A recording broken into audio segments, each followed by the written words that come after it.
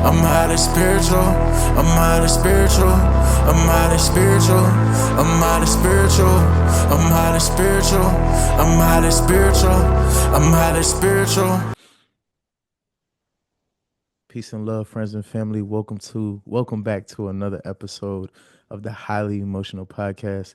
Today, my special guest is Julian Bermudez, and he has a powerful message that he came to share with us. Introduce yourself, bro. Thank you. Thanks for having me. Yeah, my name is Julian, and essentially I help people recover who they were before all of this pain of this world that we're living in forced us to adapt and to adopt all these different personality traits. So that's what I do.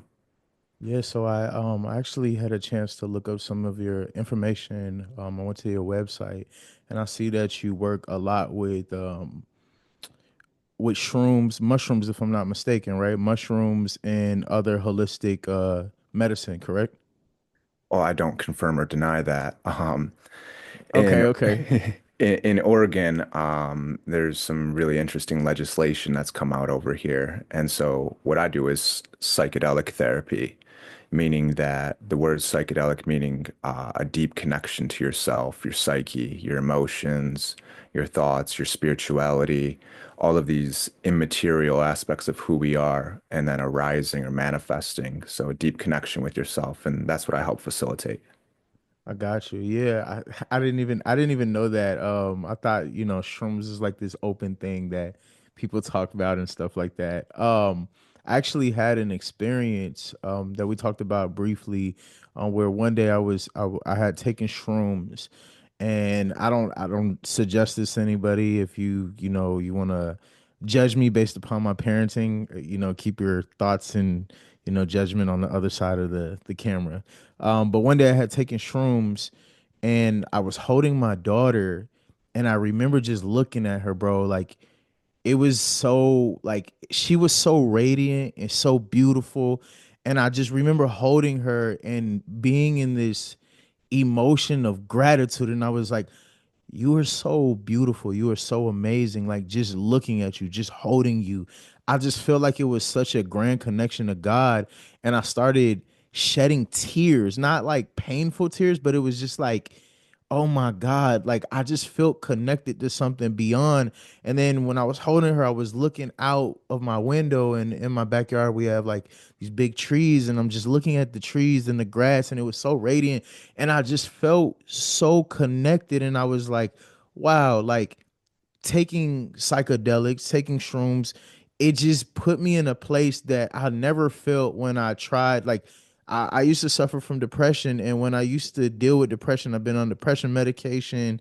I used to drink a lot. I used to pop pills that weren't prescribed to me. I used to do all these things to numb my pain, and then just microdosing a shroom brought out this experience of such like gratitude to me, in which I was like, wow, I never felt that before. And then now there's like a lot of information on where people are talking about how shrooms can pretty much help you alleviate or get through your trauma. Yeah, I mean, from what you're telling me right there, it's pretty clear on how it can be useful, right?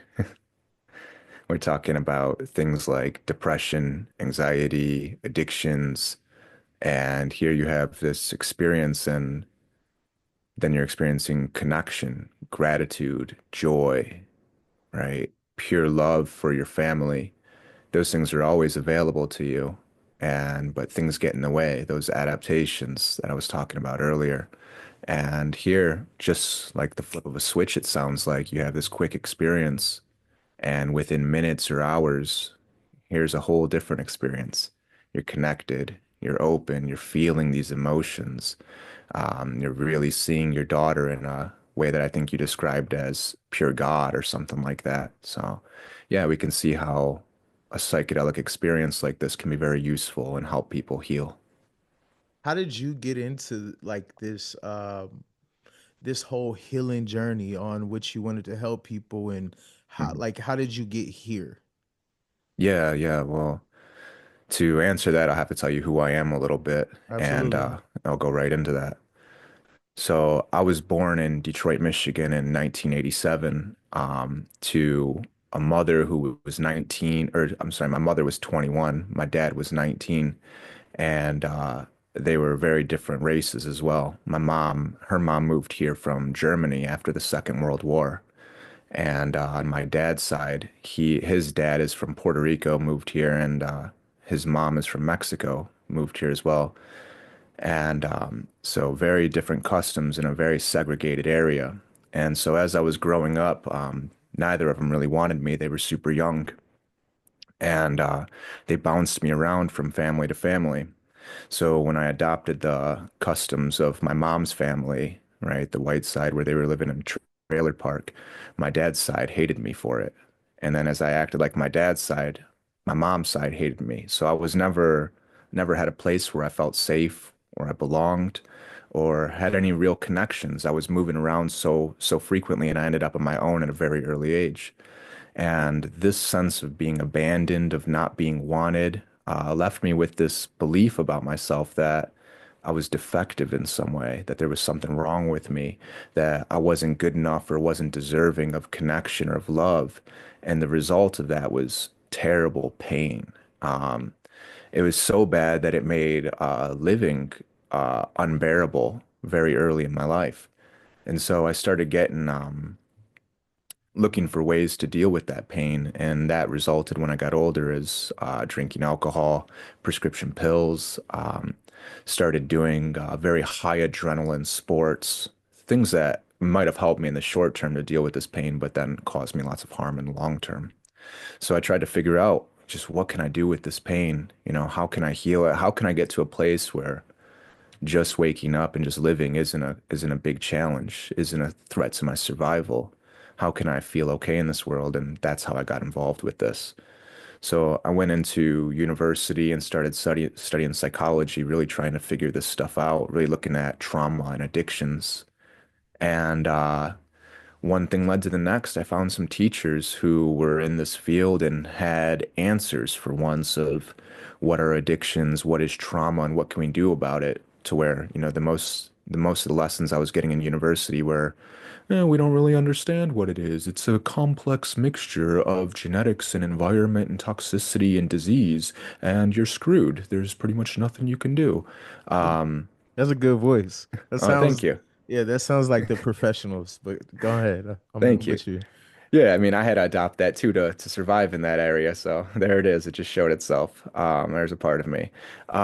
Yeah, and so I found some guys who really had some answers for this, and I started training and studying in the way that they were doing things. And once things started clicking for myself, once I started getting some relief, I started feeling my emotions again, started learning how to process them. A lot of people started coming to me, and that's how I ended up here. Yeah, that's a beautiful journey, bro. I actually dealt with something similar too.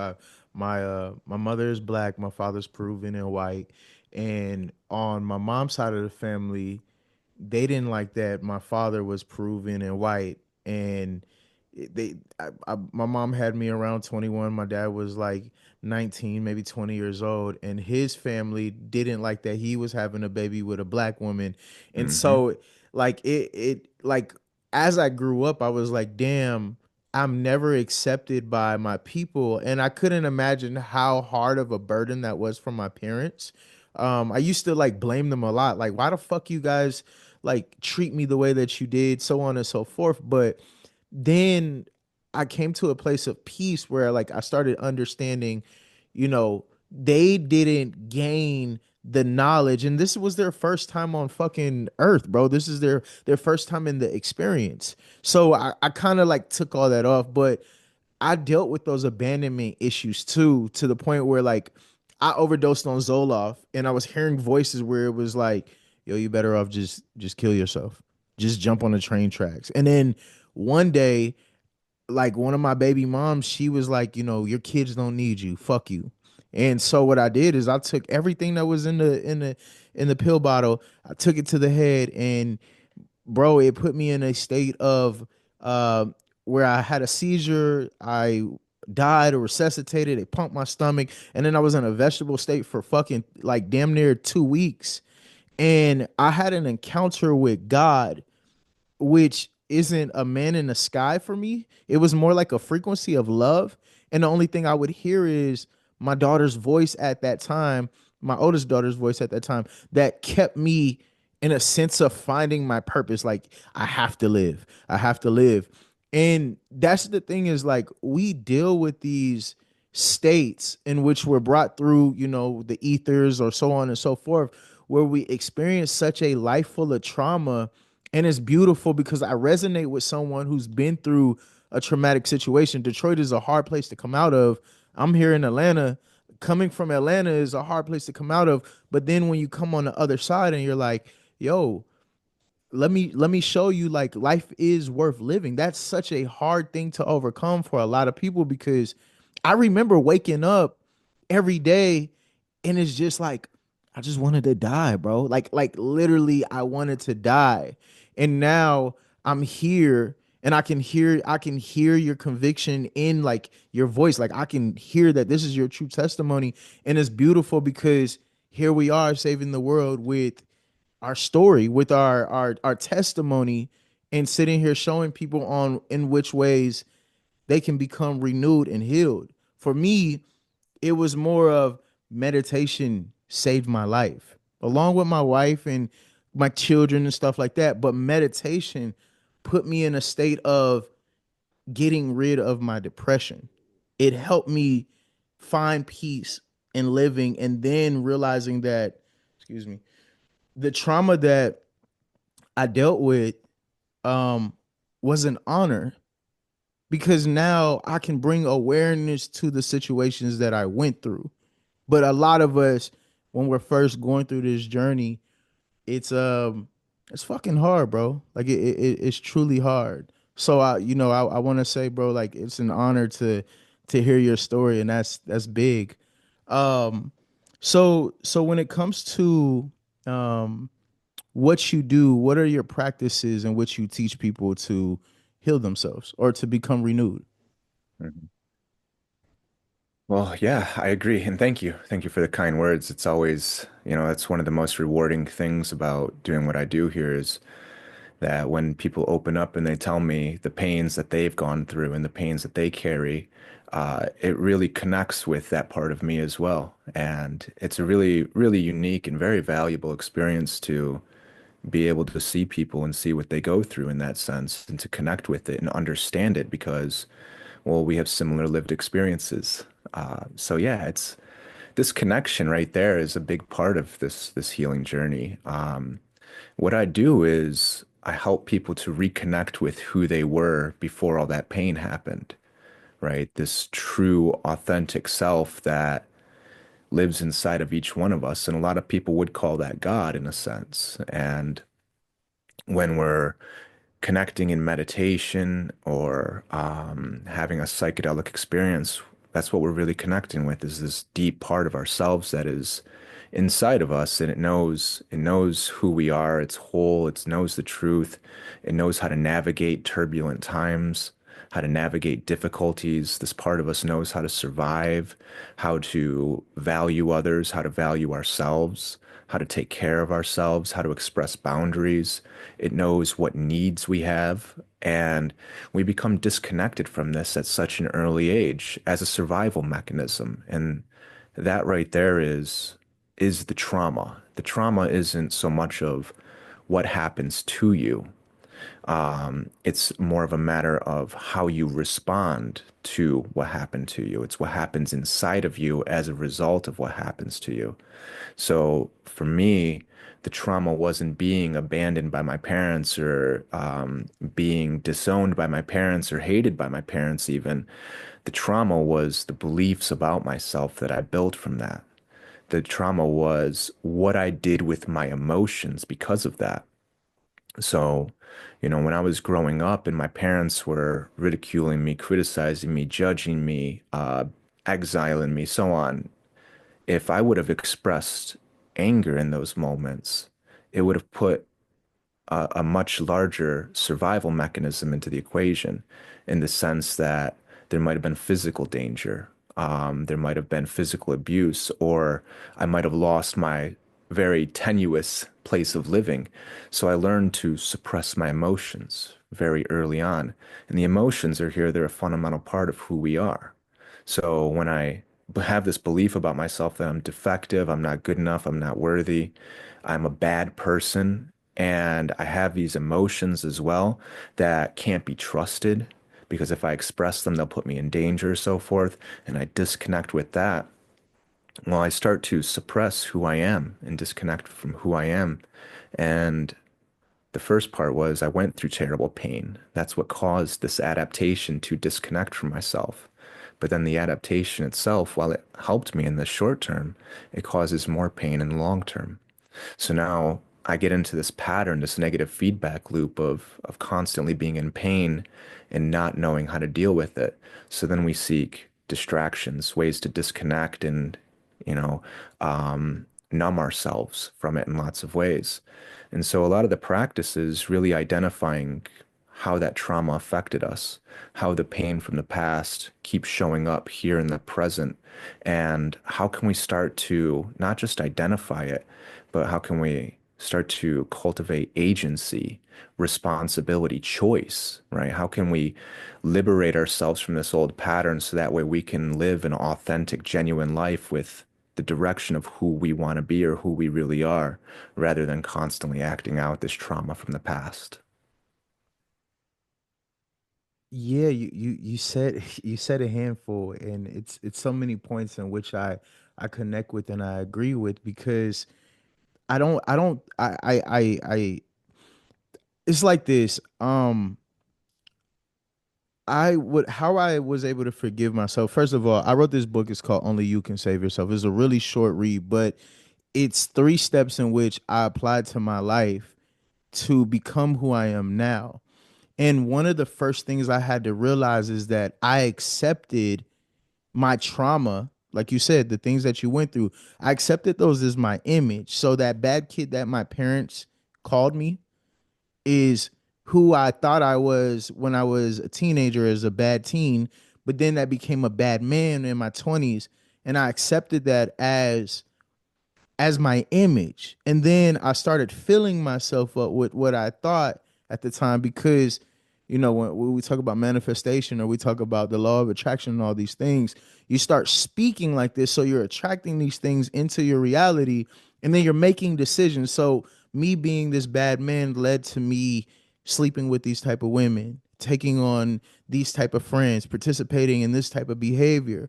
And that was like the first thing that I realized about myself when I started embracing my spiritual journey is I was like, this, I have to take the blame off of my parents because they were children, but also I have to forgive myself because I accepted that. Yeah, I may not have known, but now that I know, I can speak to my younger self in my subconscious and say, hey, I'm sorry you went through this, and also forgive myself for accepting that for who I am. But now what I realize also is that those things that were uh, put in my subconscious that I was dealing with, that I was suppressing, I needed to address. And I also needed to learn how to embrace my shadow. That's kind of where I'm at in life now is like, I did like 3 years of shadow work, and it was a lot of times it was hard because some things I forgot that I went through. I had to start questioning like, why do I react this way, or why does this make me feel emotional, or what is this thing that this person is saying, why does it make me so angry? And it put me down like a journey in which I realized that I was trying to pretend that I was something that I wasn't. And where I'm at now is I've learned how to embrace my shadow and integrate my shadow in my everyday life. And when we see a lot of people take on the spiritual journey, everybody thinks that it's always going to be peace, love, and light.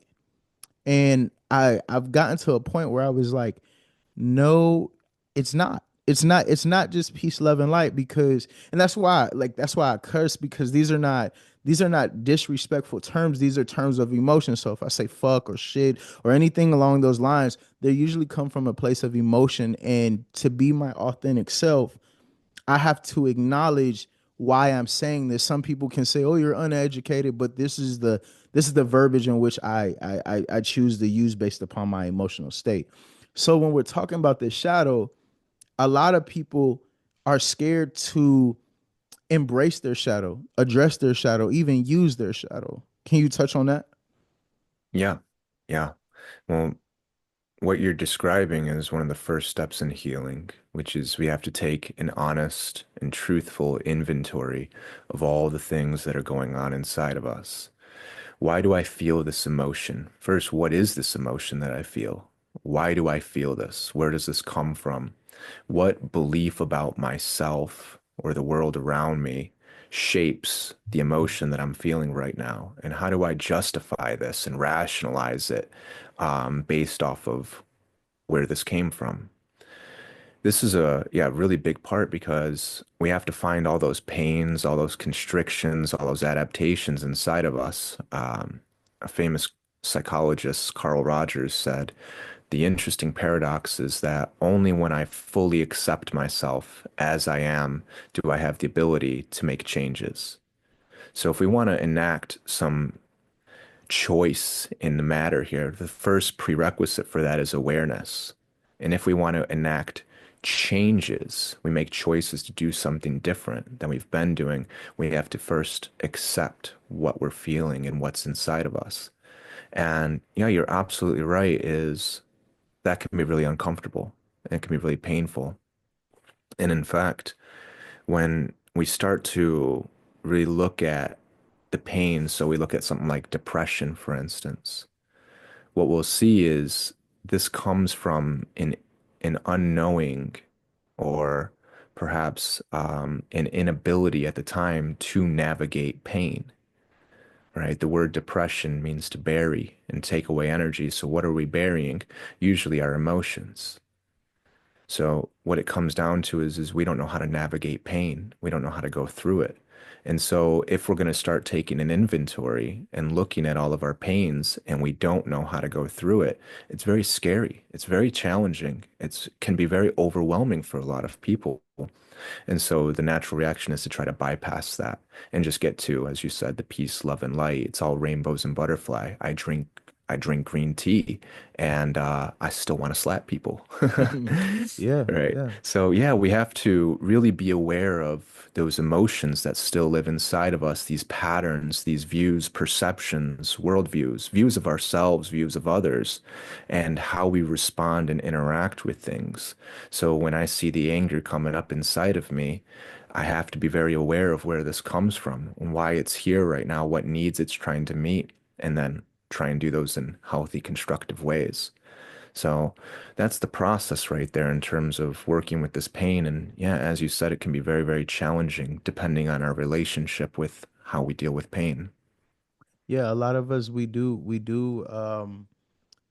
compress our emotions. I mean, shit, especially as a man, you're taught that emotions is this, and this is why this is called the highly emotional podcast, is because I used to think that me being emotional to how I'm experiencing things, but not only that, I mean, I understand that I'm empathic in nature, so I can feel someone's emotions. But I used to think that this was a weakness based upon not having a father figure in my household and being raised by my mom and being told, hey, men don't cry, and you're supposed to be tough, and this and that. And then now I realize that emotions are what I like to say is like they're the language of God. But not only that, emotion, like being able to understand your emotions, like emotional intelligence is a superpower, because you understand why this is making you feel emotional in this sense. And then I've noticed a lot of times when it comes to emotions, they're not even my emotions. They were emotions that were given to me based upon my connection to someone else. And so we've been taught to literally not address our emotions. But then the more that I don't address my emotions, the more I realize that they will compromise me if I don't address them or bring them to the forefront of my reality. Yeah. Yeah, the messaging is very clear in our current culture and society is emotions are bad and to stuff them down. So boys don't cry, boys don't have emotions. Um, and I mean, what I learned very early on was some emotions can be accepted depending on who you are and what position you have. And so the way that a lot of people adapt to this is, well, if I have all my emotions suppressed out of me at an early age, and I learn that the only way that I can express rage, for instance, or anger, the anger of having my emotions suppressed out of me and being disconnected, so on, is to become big and grandiose and to go out and acquire wealth and status and positions of power and to be respected. And, if you're in enough pain and if, you make yourself big enough, grandiose enough, you acquire enough status and power, well, then you get to the highest levels of government and positions of power in the world right now. So our society really glorifies and seduces us in that sense of suppressing our emotions and expressing our emotions in very inappropriate and unconstructive ways. Do you feel so when it comes to like societal norms, do you feel like the agenda of the world is to um like when it comes to the spiritual culture, do you feel like a lot of people are manipulating it to use it kind of as like the new trend of the world?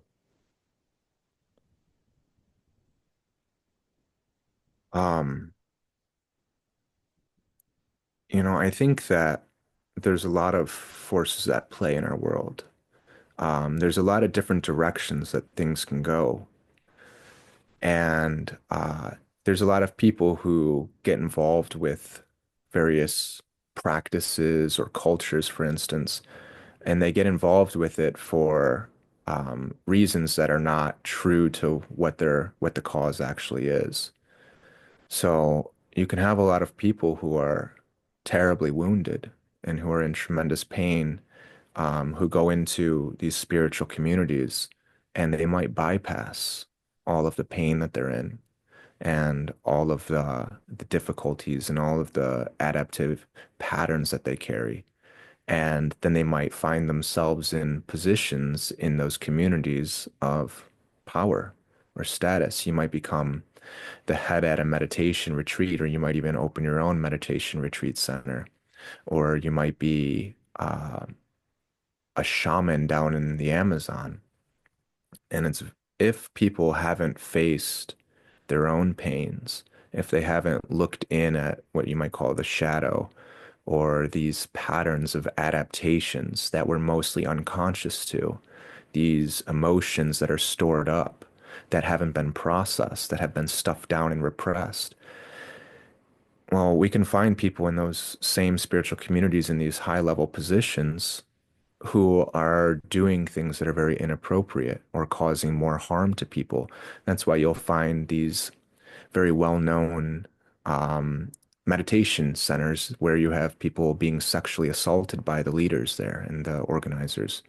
Or you'll have shamans down in South America doing the same thing, or having them work with NGOs for various corrupt policies and things like that. So, yeah, the first thing that we need to do, regardless of what culture, what community, or what organization we're trying to be with, is we got to start looking inward at ourselves, just like the process that you were describing earlier.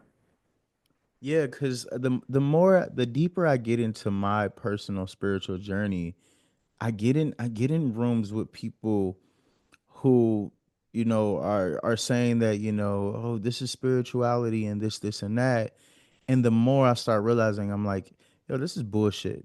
This guy is playing on people's faith, and he's trying to sell them a service.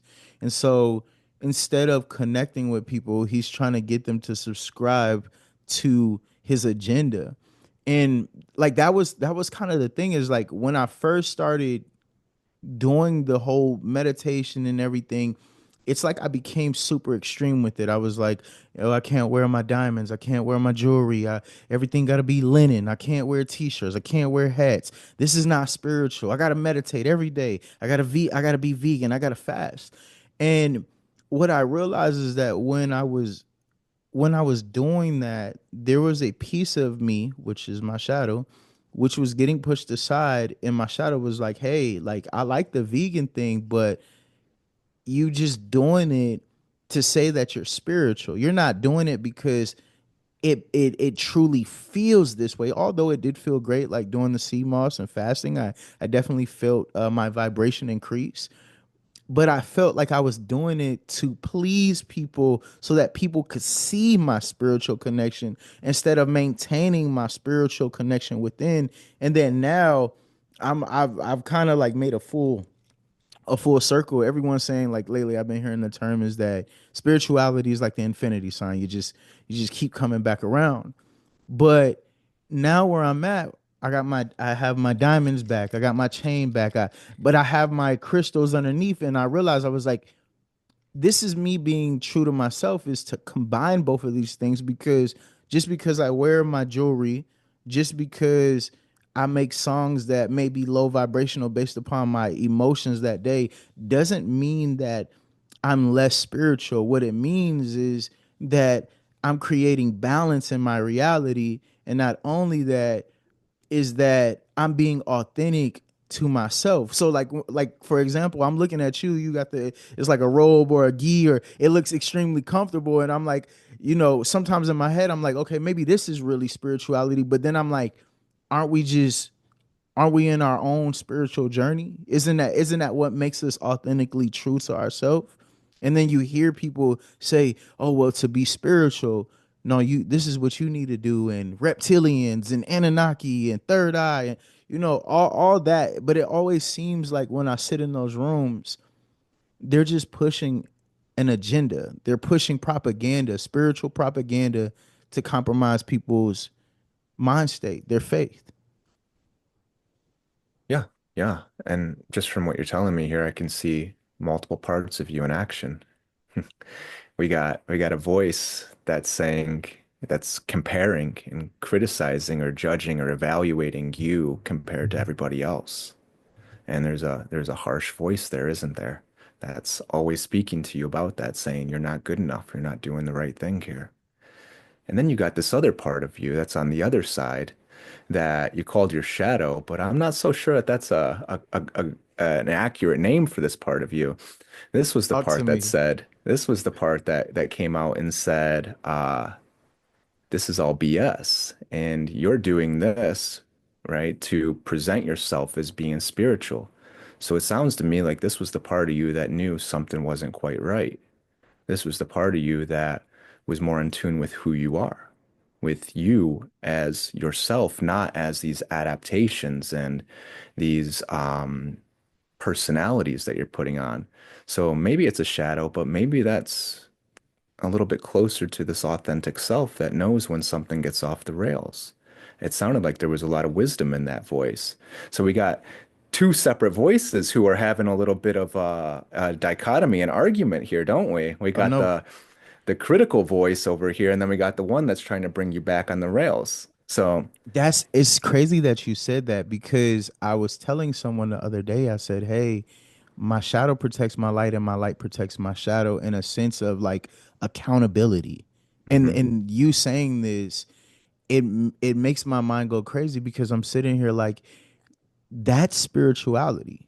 What you're saying is true spirituality, because I'm conscious of these things and I'm willing to understand both, instead of just saying, "Hey, no, this is what it is and this is what it is." But there's a version of me, for example, someone had to ask me to do something, because this is where I'm at, is like, I'm practicing, or I'm maintaining my authentic self at all times. So someone asked me to do something for them, and usually my spiritual side says, "Oh yeah, peace and love, brother, I got you," right? But then my authentic self said, "Nah, I can't. It's just not gonna happen. It's not gonna work for me." And what I have to ask is like, in a sense, do you feel like that's true spirituality? Is what I'm explaining, or is it something more?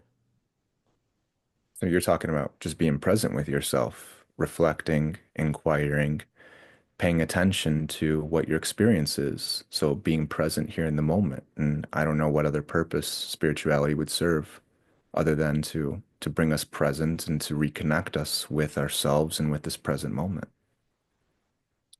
So how do you maintain spirituality in your, like, in your perspective? Like, what is spirituality to you? Mhm. Well, I could show you or I could tell you. You got a preference? They do both. All right. Well, could I ask you some questions then? Let's do it. This is All what we're right. here for. We're here to Okay. show the people right in front of them their faces. Sure.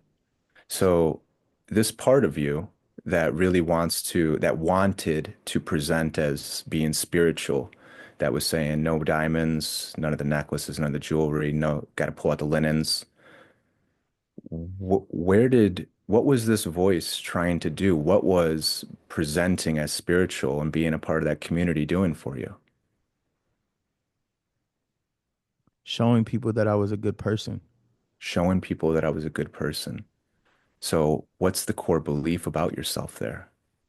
I know I'm a good person, but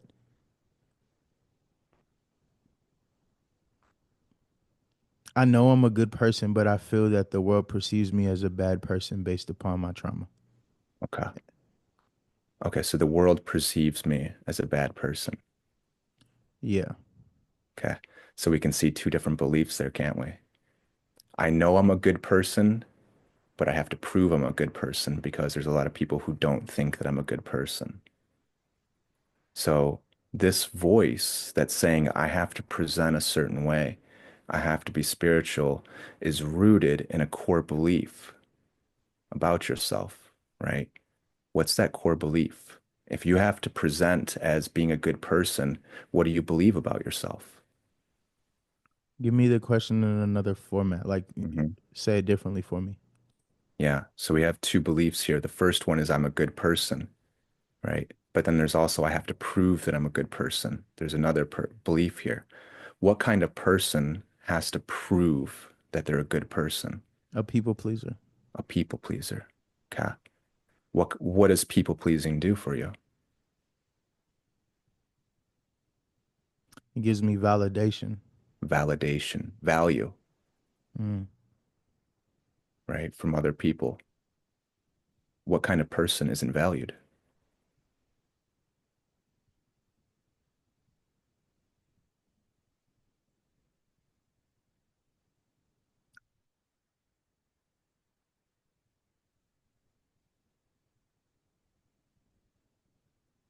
A useless person A useless person. Somebody who's not good enough for themselves. for themselves. Yeah. So here you can see you have two beliefs, two voices that are going at the same time. One that's saying, I'm not good enough. I'm not valued. I'm not respected. I have to prove myself to other people. And then there's another voice over here who's saying, no, you're good, man. You're good for who you are. Where do you think this belief over here of I'm not good enough, I'm not valued, I'm not respected, where do you think that came from? Where'd you learn it? From things outside of me or people Mhm. outside of me. Yeah, from all the things you told me already, right? Your childhood, growing up biracial with different families who didn't like each other. Yeah, I see you, brother, because I'm right there with you. Yeah, hey, this deep. Yeah, hey, Yeah. I feel the Uh-huh. connection. So yeah, Yeah. let's stay on S- it. So this belief of I'm not good enough comes from pain very early in life. It's painful to not be good enough. It's painful to not be valued. It's painful to not be accepted. So my question would be, when you were first feeling those things, the pain of not being accepted, what'd you really need?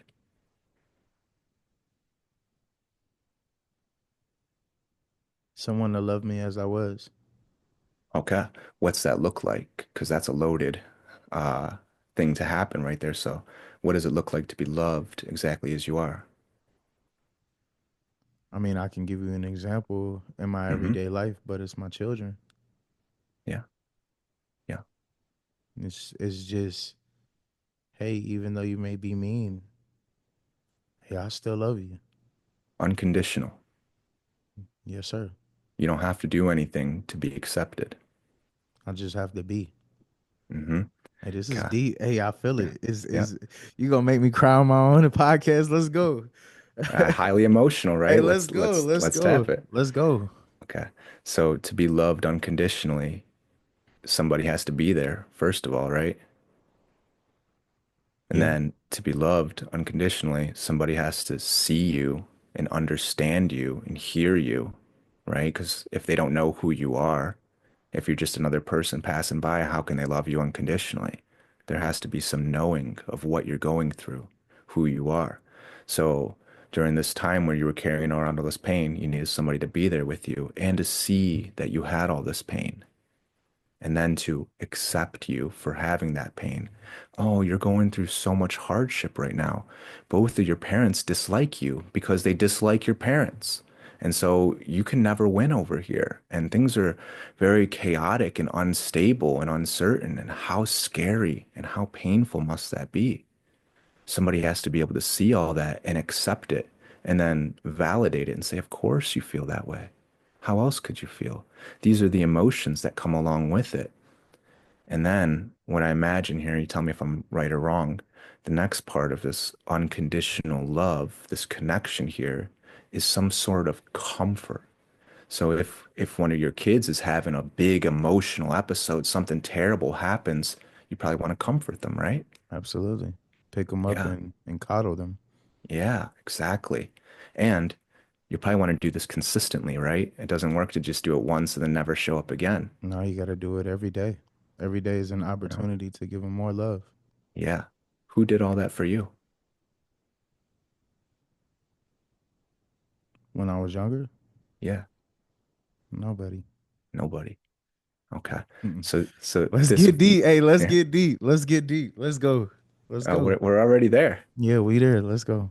So this belief of I'm not good enough comes from not having somebody to love you and all those things that we just saw. So you asked me, what is spirituality? What does the practice looks like? The practice looks like identifying that voice, that belief of not being good enough every time it comes up, trying to be as present as possible with what you're feeling. So when you feel those same emotions of pain, sadness, anger, shame, fear, whatever's coming up, identifying, is it connected with this original pain that developed this belief of I'm not good enough? And if you can see that, if you can recognize it and accept that it's here right now, then what you got to do is get all of those needs met that you needed. Now, here's a question of the rhetorical type. Who's the person who's got to meet those needs for you? Oh, it's me. That's right. It's So the me. spiritual practice is to constantly take care of that old pain that you felt when you were younger that still exists today. It still expresses itself. It still comes out in lots of ways. And to comfort and soothe that in all of those ways that you just identified. And the really good news is you have some great teachers in your children who are bringing all of those characteristics up to the surface and out of you right now. Yes, sir. Absolutely. It's you you you you putting me there because I was there. I was that little kid again. You putting me there. How important do you think that it is for people to sit with those emotions? Because even though I've been to that place many times, literally all the time, um, how important do you think that is for people's healing journey? It's essential. You can't heal without it. If if I were to get wounded and I just ignored the wound and never paid attention to it, never dressed it, never cleaned it, never did anything to help it heal, what do you think would happen to it? They get infected. It'd get a lot worse. And it might even threaten my survival. It would affect my health in lots of ways until the point where my body either acclimates to it or it might even kill me. It's the exact same thing when we have all of these emotions and all these beliefs and all these past traumas and pains, it's like a wound. And if we ignore it, it's going to continue to fester and it's going to keep showing up in the present. So we absolutely have to build a practice where we go in and we work with all of that pain from the past. And we have to continue cultivating that practice and nurturing that practice. So when that pain from the past shows up in the present and we're doing actions, we're doing things in the present moment, like joining spiritual communities and dressing and acting a certain way, we can see in the moment then, this is that past pain that I still carry around, and it's here looking for some nurturing. And then we can make choices to nurture it in constructive, healthy ways. Hmm. Cause it makes me like it makes me ask myself so many questions. Like I feel like right now, how I appear right now, how I show up right now, this is the authentic version of myself. But then I'm like, is this me doing it again? Like is this me doing the people pleasing again because I felt like I was being like, do you get what I'm saying? It's kind of like a double-edged sword. It's like, am I doing it again? Or like which one is the truth? Like the linen or this because I'm saying that this is my true spirituality, or is it both or all? Yes, you're absolutely right. Your true authentic self right now is a collection or a conglomerate of lots of parts of yourself. And we've identified a couple of them here right now. So what's happening is you got all these different parts of you from throughout your life that are competing with one another in a sense, trying to be the one who's driving the car, trying to be the one who's expressing and dictating where we go. And then what we would call your authentic self would be the you right now, or the you that is aware of all of these different parts of you that are trying to compete for attention or for expression or for belonging or whatever it is. So they're all present always at the same time. And the practice becomes really identifying which part of you is coming up right now, who's trying to drive the car, what are the needs that they're trying to get met right now? Is it to be important? Is it to be valued? Is it to be accepted? In other words, this is the pain of not being valued, not being accepted, not belonging. And you can make a choice then in your authentic self to actively, consciously choose how you're going to express those needs. And that would be where we start to get to who you really are, is making choices on how you're going to meet those unmet needs rather than letting those unmet needs drive the car that you're in, essentially. Is it okay? Like, is it okay to be that way? Like, is it okay to show up um in these emotional states, like Mhm. being like because I don't deem things as good as bad, like good and bad. I sat down with a Buddhist monk, so like now that I understand it, it's not really good or bad, but in a sense, like, is it okay to experience these things? Like, is it okay to experience the people pleasing version of myself? Like, it's okay to do that or no? Okay. So this people pleasing, it's a part of you, right? Yeah. Yeah, it's inside of you. So now the question that we're asking is that part of me allowed to be here? There you go. Okay. So again, who's asking that question right there? Or we could ask, what's the belief underneath that question about yourself?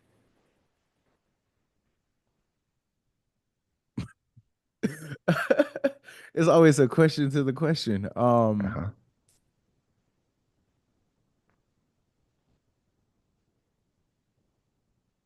Oh, okay. So it's me asking, is it okay for me to be emotional in that sense? It's it's it's the version of me either trying to make an excuse on why this is acceptable, or the version of me saying, "Hey, it's not okay to be that way." Does that make sense, or am I? Yeah. Yeah. See, you're questioning whether you're acceptable or not. So don't question, just be. Remember what those things, this, we just identified the belief of I'm not acceptable, I'm not good enough. Hmm. It's that same belief. And remember what those needs were. It was to be unconditionally accepted. Yeah. So here we have this part that's coming up saying, am I allowed to be here? Am I allowed to exist? Am I allowed to have the emotions that I have? Right? Am I good enough to be here? And remember what the needs are. It needs to be accepted. Now, that's not to say that it just gets expressed in all of whatever way comes out and it just Yeah, bursts yeah, out yeah. the seams and you go in fits of rage and all volatile and crazy all the time with how much emotions bursting out. I didn't mean crazy, but just volatile with what's coming out.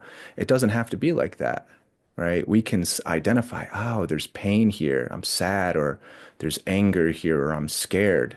And they're allowed to exist. That's the fundamental need that you identified. And that's not just for you, that's for everybody. Yeah, Is one of the most fundamental needs of human beings is to belong, especially as children. When we're growing up, we have two essential needs. We can't survive without these. The first one is for secure attachments. We can't survive without our attachments. When you're 4 years old, if your parents don't take care of you, what are you going to do? You're just going to go and set up shop in an apartment? You're going to go get a job and take care of yourself? You can't survive without them physically. But then there's also your body's undeveloped, it's unregulated, it's maturing and developing, and it needs mature, regulated nervous systems and bodies to shadow and to download the information from. And if you don't have those, you won't make it. So that's the first need. The second need is to be authentic, to be able to express emotions, to be able to express boundaries, um, to be who you are and not have to work for approval, for acceptance, for your connections. Now, what happens when these two needs are in conflict with one another, meaning that expressing your boundaries, meaning that expressing your emotions threatens your attachments? Which one of these is going to get sacrificed? Well, you can't survive without your attachments. It's not possible. Babies who are not held but are kept warm and given fluids, they'll die because they have to learn how to regulate their emotions, and their bodies need some sort of model to develop from. They have to have the connection. So you can survive if you suppress your emotions, if you disconnect from who you are. So this is a survival mechanism for people like you and me, and the vast majority of people out there go through something very similar when your parents have to go back to work right after you're born, or they're too busy and stressed with the finances and the economy and the jobs and just trying to survive themselves. So we learn at a very early age to suppress our emotions. And so that's what we see here coming up when you're asking, am I allowed to have my emotions? Because this part of you that believes that you're a bad person, you're not good enough, believes that if I express emotions, bad things will happen. Of course. I mean, I think about and we don't have to stay on this topic just about me, but I think that a lot of times what gets in the way is that sometimes I'm a little too authentic for people. And it's like I want to get the message across, but then there's a lot of people who are at a lower frequency who don't understand or understand what I'm expressing to them. So a lot of times they may get offended by what I'm trying to present to them. Like if I tell someone, "Hey, like this is bullshit," or like it's just being authentic in that sense of where I'm like, okay, well, how can I explain to this person what my authentic self is trying to say? And I mean, I guess that goes back to like the people pleasing in a sense, but you kind of want to maintain that relationship because I feel that it is a need for people to connect with the story or the things that I'm saying to them at their own terms. So it's like, okay, I have to doctor it up. I have to present myself in this manner in this conversation, use this text. Like is all these things that are taken in, but I guess that's back to people pleasing. And then my version of myself says, hey, fuck them. If this message ain't for them, you know what I'm saying? Hey, this train ain't for you, bucko. You know what I'm saying? Like, that's just Yeah. kind of, yeah, I guess that is my authentic self at that point. Yeah. You got two things there. The I'm not good enough, and then the well, if they don't like it, fuck it. Right. And it can be something else too. You can have both of those and you can look into something else, right? When when you have relationships with people and they're based on the foundation of you sacrificing your emotions, you stuffing your emotions down, you sacrificing your boundaries in order to maintain your relationships, you being a people pleaser, going out of your way to make people happy so that way they'll stay connected to you. Most of the times when you start expressing boundaries, you start expressing your emotions, you start cultivating self-worth and self-value, they don't like it too much, right? They can't profit off of it anymore. And so when we start to reclaim who we are and we start to express our emotions and we start to express boundaries, a lot of the times in the short term, there's going to be short-term pain here because the people that we're connected with will lose a lot of those connections if they're based on us sacrificing ourselves. So it's very difficult, very challenging going through this. On the other hand, I see you got legendary Broly back there. Oh, you know You it. like anime? Yeah, yeah, I'm a big anime head. What I You like? watch My Hero Academia? I like My Hero, but I'm more of like a Dr. Stone type of guy, Yu Yu Hakusho type of Okay. guy. Oh, What else Spirit I like? Gun. What else I like? Death Note. What else I got? Yeah, yeah. Yeah, I really like Dr. Stone. I think that he's amazing, bro. Even stuff like that, like people don't understand how spiritual anime is, and I'm like, Yeah, you guys really have to tap in. It's not just yeah. cartoons. It's not just fun and games. There's a lot of Life deep things. lessons. Yeah, for sure. I am Yusuke. Like I, and the way that I'm saying is this is like how I say I'm Yusuke is that um I didn't set out in the world to be the good guy, but Hmm. somehow I have to be the fucking good guy. And then I'm really a demon. Like it's that contradictive for me. Like it's just like once I reveal that to the world, then people are like, "What do you mean? I'm just Yeah. I'm a good demon." What does it mean to be a good guy?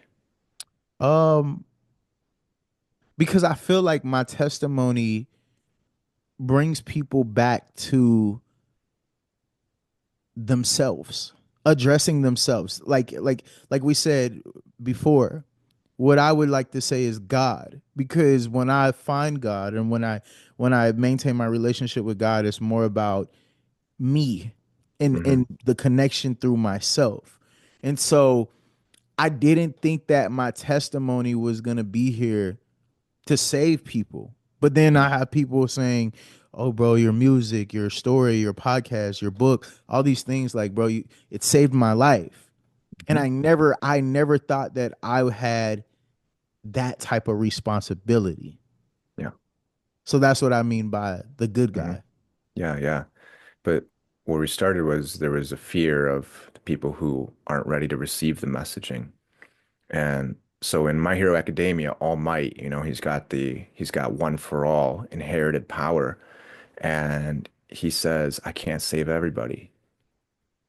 In the Matrix, when Neo and Morpheus and all these folks were unplugging, they made it very clear you can't unplug everybody because there's people who want to stay plugged in.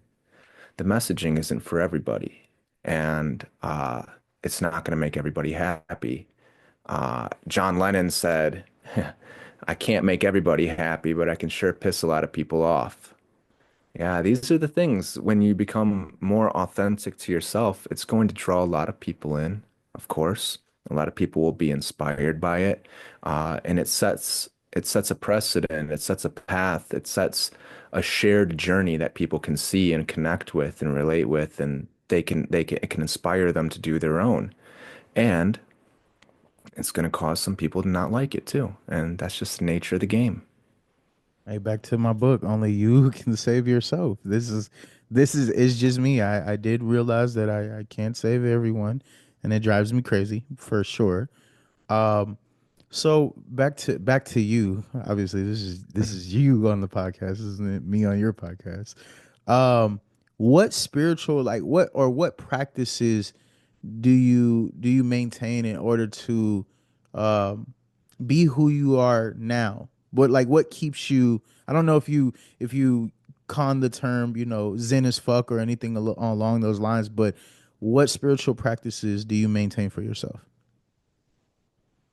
Yeah, this might be perhaps born out of my early formative years where I never belonged anywhere.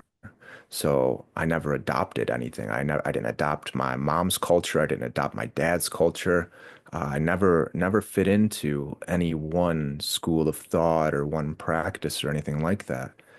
So I've never really looked at myself as like a joiner, somebody who joins like Zen meditation, for instance, or gets into, transcendental meditation, whatever it is. I've never been the type of person to do that. My spiritual practice is I sit alone on a floor on a mat for hours, and I turn my attention inward and focus on all these things that we've been talking about today, all these beliefs, all these emotions, all the physical feelings that are inside of me, and I try and get as curious about it as possible and try and connect with it and be as present with myself as possible. And I try and do that not just when I'm sitting here on this floor on a meditation pad, but all throughout the day and all throughout my life, when I'm sleeping, when I'm dreaming, everywhere. Um, so I don't know. I don't even know what to call it. I guess it's just I try and do my own thing, and I take a lot of influence from like the Buddha or lots of other various Buddhists who talk about him, like Thich Nhat Hanh, for instance. But I take a lot of resources from different people, and kind of like Bruce Lee said, I take what's useful and discard the rest, and then apply my own twist to it in my own way. Yeah, that's kind of hold on, Tig. You said Tik Nah Han. Yeah. All right, I'm writing that down. Anytime something sticks out to me, I have to jot it down to research, and I recommend that to anyone who watches this episode. If there's a piece of something in which you it stuck out to you, make sure you do the research on that and then apply it to your spiritual journey. But that's kind of how I kind of got to is so I grew up Christian, and when it comes to Christianity, before it used to be more, that religious bullshit that they place upon you, like you just believe and you don't ask any questions.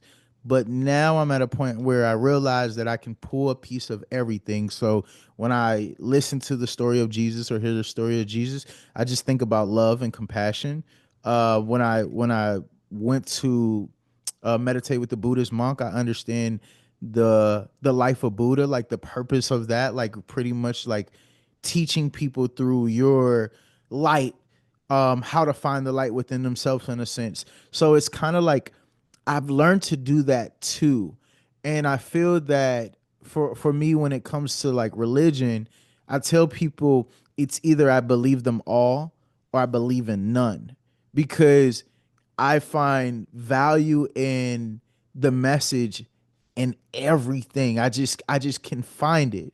And then when there's something that is like deemed negative to the world, and I said this before because it's extreme, I ask questions. So like let's say for example like Hitler. Nobody wants to talk about this shit, but I say what made this guy so evil? Like what made this person do this? Was it trauma? Was it this? And then Robert Edward Grant, he was like he was Jewish. And I always have an ability to search deeper and see what the message is, because I feel like everything kind of serves its purpose on a universal scale. Do you like do you believe in these type of concepts?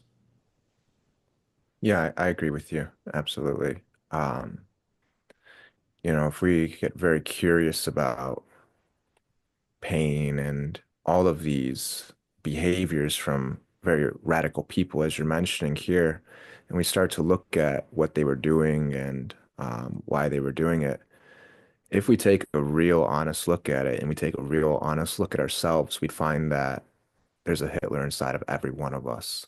We all have those exact same tendencies. And we would call that our shadow, the part of us that we don't want to see, the part of us that we want to suppress and push away. And the more that we suppress these things, the more we push them away, the more powerful they get, the more they come bursting out the seams in inappropriate ways. So, what we really got to do here is we've got to really look inward. Every one of those spiritual practices or religion says something along the lines of the way is in, God is within you, right? Finding this Absolutely. connection to yourself is really important. And when we go in there, you find all the things you don't want to see too. You'll find all the ways that we can be authoritative or that we can take the pain that was handed to us and it'll pass through us to the next generation or to the people that we care about the most, our partners, our children, so on and so forth. But when we see it and we start to build awareness of these patterns that are inside of us, that's where we can really start to reclaim some agency, the ability to make choices here rather than just following these same old patterns unconsciously. Yeah, I like that. That's what my Buddhist monk he had told me. He was like, when you find that you are um in a sense fucking up, he said you return to the practice of consciousness. And then it makes me go to like the book the four agreements, where the first word is, or the first agreement is to be impeccable with your word, and the last one is to always do your best. It's always knowing when you're making the mistakes, knowing when your shadow is doing too much. Like one of my friends, he actually asked me the other day, he said, are you ever afraid that your shadow is going to take over with integrating your shadow? And I was like, no, because I feel that if you maintain your shadow, if you integrate your shadow, if you're true to yourself, um, then you will always hold yourself accountable. Your light, in a sense, will step in and say, hey, you kind of did too much in this situation. And that's the piece. Like that's what creates that balance. Hey, you fucked up today. Um, let's do better tomorrow. And then even being a parent, if I like, let's say I yell at one of my kids, my light comes in and he says, hey, um, go to apologize. Go explain to your kids, you know, why you're this way or what happened. Like, and then listen to their feelings and what how this made them feel, and then try to do better. And I feel like that stops you from becoming that full version of Hitler. You have to address your shadow. Take some accountability, some responsibility for yourself. And this is really important what you're talking about here, doing your best. That's all that we can do. We were not responsible for the world that we were born into, the world that shaped us when we were developing, the world that shaped our views, our worldviews, our views of ourselves, the way that we process emotions, our baseline of emotions and physiological hormones like cortisol and histamines and adrenaline that's pumping through our body in relationship to the trauma and stress. We're not responsible for any of that. That's just the cards that we were given when we came into this world. But we are responsible for what we do with that. And that's exactly what you're talking about is taking accountability and responsibility. And in order to do that, something that you said earlier, which is very important here, which is I stopped blaming my parents. Because if we continue to blame our parents and to push all that anger onto our parents, we're going to blame ourselves. That's going to turn into shame for ourselves because those patterns that our parents had, those ways of dealing with pain that they put onto us, it lives inside of us. They had it inside of them. We got it inside of us. And then guess what? When you're stressed, when you're at low capacity, when you're frustrated, or there's a lot of uncertainty happens, your daughter comes around and says something that was innocent, and boom, you snap on her. And you do the exact same thing that your parents did to you. But if you're not able to see that pattern and to accept it and to take responsibility of it, if you're still stuck in that pattern of blame, then there's really no way to enact agency or responsibility in this situation. But if we can meet ourselves with compassion, with understanding, with presence and listening and comfort that part of us that's carrying around all that pain, and then take some sort of responsibility in how we're going to express that emotion. In other words, all those things that you said that you needed earlier that you didn't get, which again, it's not just you, those are things that everybody needs and rarely anybody's getting today. Um, Once we can start to do that for ourselves, exactly as you're talking about, yeah, we can really start to enact some choice and really start to liberate ourselves from those patterns that we were handed. No, I really appreciate this conversation. I'm not going to take too much of your time. Is there anything else that you want to explain, express to the people, let them know more about what you have going on, how they can connect with you along the lines? Um, yeah, I mean, I have my therapy practice over here in Oregon. I do work with people remotely as needed, so you can always reach out to me through my website. I always try to make time to work with people to just talk like this, and yeah, I really encourage people, don't let something as silly as finances stop you from reaching out if you need some help or support. At the very least, I can always point you in some references or some sources that might help. So website's always good. If I were going to leave with a point of one last point, I would just say two things here, which is one, this ability to heal is inside of every one of us. All these things that you're talking about here, all these things that you found, it's accessible to every one of us. And there's no real end destination to it. There's no, we get to this point where everything just clicks and it's all peace, love, and light, rainbows and butterflies. I'm always happy. I'm always ecstatic. Things are always working well for me. It's a constant practice of paying very close attention to when our trauma, when our pain from the past shows up here now, and really working with it and trying to heal it and comfort it as best we can to reclaim some agency, some responsibility. And that is a very worthwhile thing to do in life. In fact, it is the point of life is to learn, to grow, to develop, and to connect with other people along the way. So it might seem really difficult. It might seem like there's no end in sight. It might seem like just work and it's not worthwhile. But once we can really start to transform this pain that we carry inside of us, a lot of things open up to us and it's very worthwhile and it's inside of everybody. Everybody has the ability to access it.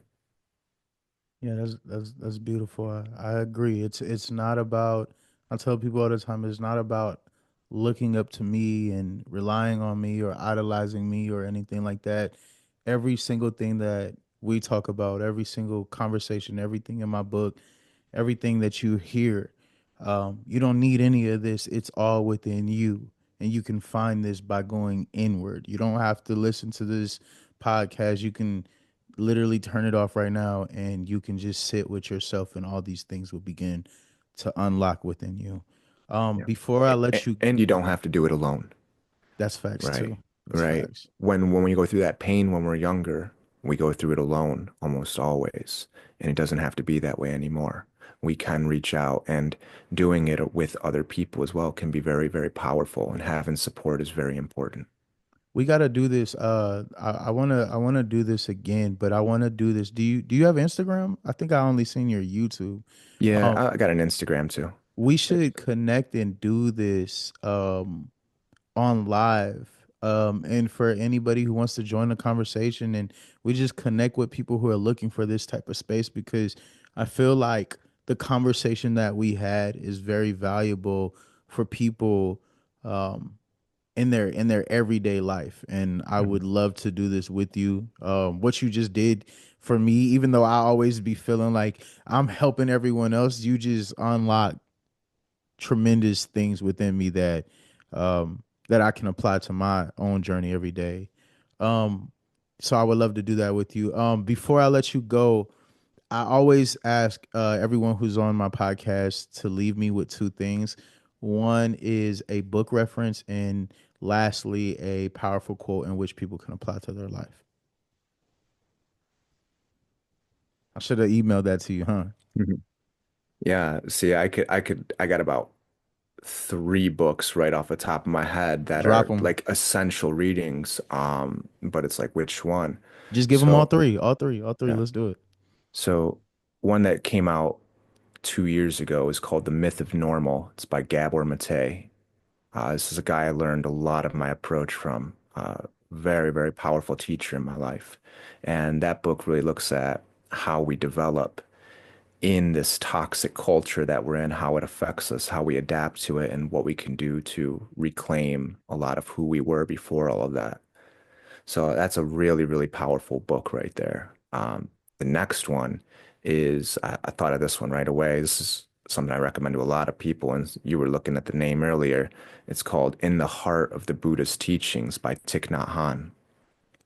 Uh, he writes in a way too, both of these guys, they write in a way that is easy to follow. And for somebody like me who was, more or less illiterate when I was in my mid 20s going back to school, I had to learn how to read as an adult.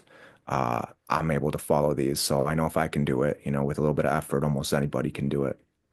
The third book is called The Hero with a Thousand Faces, Joseph Campbell. This one's a little bit more difficult to follow because, I mean, Joseph Campbell, he talks in a way that is like, whoa, you got to really, really spend some time Like with Alan that. Watts. Like Alan Watts, or Yeah, yeah, okay. it's same type of feel. Okay. And that's looking at how we do what we're doing here. It's our own individual journey of reconnecting with who we were and reconnecting with life. So that offers an excellent framework, an excellent map for following this path. And then you gotta give me that powerful quote. Powerful quote. This is the one I mentioned earlier. This is a Gabor quote right here. And he says, we're not responsible for the world that shaped our minds, but we are responsible for our minds that shape the world. Mm, I love it. It's beautiful. This conversation has been enlightening. I really want to say thank you, bro. To anyone who enjoyed this podcast, make sure that you hit a like button. Make sure that you share with anyone that you feel that needs it. I will be dropping Julian's information in the bio below. And until next time, peace, love, and light. Big Swim.